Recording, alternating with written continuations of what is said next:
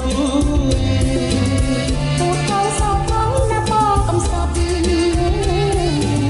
ប្រសិនមិនស្ដាប់មើលមាត់មុនល្អ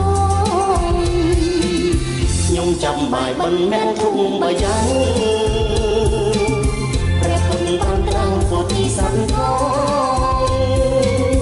តាមទៅតាអត់ចាំឆ្លើយចោ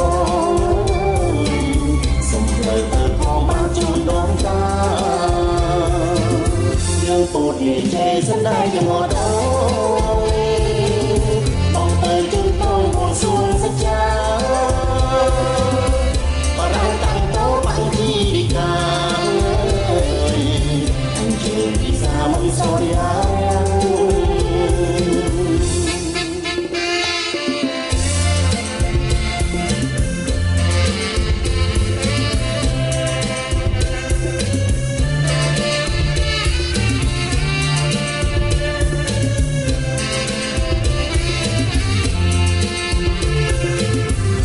នេះមកបីស្រីក្រោកដាំបា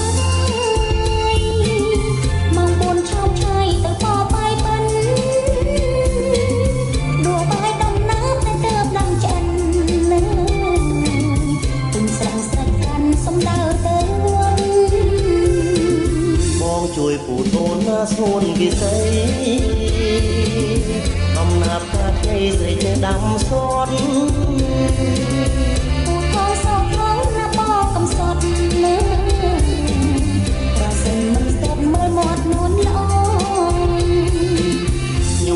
បាយមិនមែនធុំបាយយ៉ាង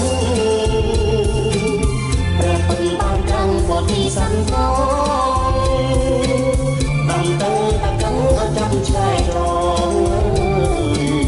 សុំលើទៅផងបានជូនដងតាយើងពោធិចេសណ្ដាយអត់